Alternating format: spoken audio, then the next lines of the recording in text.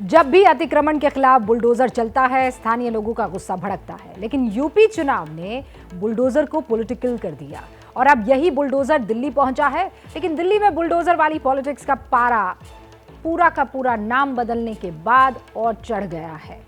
कैसे? माधवपुरम गांव में आपका हार्दिक स्वागत है। इस बोर्ड के सामने फोटो ऑप करा रहे हैं दिल्ली बीजेपी के अध्यक्ष आदेश गुप्ता। लेकिन सरकारी दस्तावेज कहते हैं कि जिस जगह पर आदेश गुप्ता खड़े हैं उसका नाम मोहम्मदपुर है। जनता आंदोलन में हिस्सा लिया, जो भारत के जनमानस की प्रेरणा का केंद्र है, जो भारत की युवा पीढ़ी के लिए कुछ प्रेरणा देते हैं, ऐसे लोगों के नाम पर अगर गांव के नाम होंगे तो उन आने वाली जनरेशन हो या फिर हमारे जो भारत के लोग हों, गांव के लोग हों, उनके लिए अच्छा लगेगा, प्रेरणा बनेगी। दिल्ली में नाम बदलो सियासत की शुरुआत इसी गांव से हुई है, लेकिन लिस्ट लंबी बहुत है। सबसे पहले तो मोहम्मदपुर गांव का नाम माधवपुर करने की मांग है और इसी तरह इस लिस्ट में 40 गांव के नाम है और ये सभी नाम वही हैं जो मुस्लिम प्रतीकों से जुड़े हुए हैं।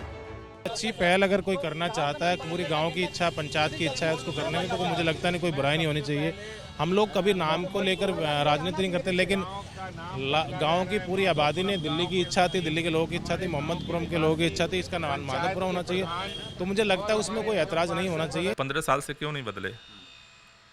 15 साल से तो एमसीडी में वो बैठे थे। जब आदमी के पास कोई चारा नहीं होता है तो बौखलाहट में कुछ उलूल जुलूल काम करते हैं।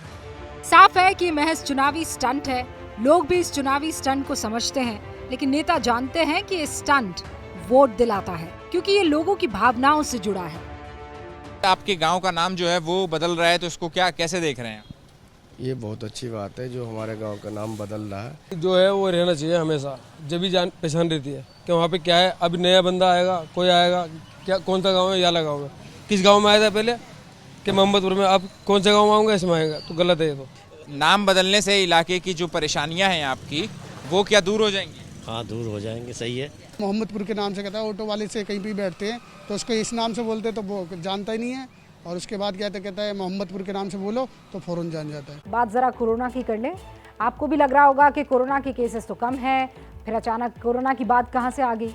आज हम उस चीन के कोरोना की बात करेंगे जहां से इस खतरनाक वायरस की शुरुआत हुई थी। पूरी दुनिया में कोरोना का वायरस फैलने के बाद चीन 2 साल तक चैन की नींद सोता रहा। दुनिया में जब कोविड से त्राहिमाम मचा हुआ था तब चीन तमाशा देख रहा था, लेकिन अब चीन का वायरस लौटकर वापस चीन में ही चला गया है और तबाही मचा रहा है। चीन में 12 अप्रैल से 26 अप्रैल तक 4,29,000 से ज्यादा केसेस आ चुके हैं।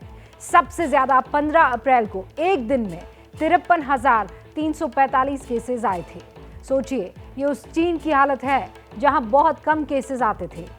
2 महीने तक चीन के सबसे बड़े शहर शंघाई का बहुत बुरा हाल रहा और कोरोना का खतरा चीन की राजधानी बीजिंग पर भी मंडरा रहा है, क्योंकि बीजिंग में अब कोरोना के केसेस आने शुरू हो गए हैं और चीन में एक ऐसी पॉलिसी है जो कुछ केस आने पर भी करोड़ों की आबादी के शहर के टेस्ट करवा देती है और शहरों को लॉकडाउन में डाल दिया जाता है।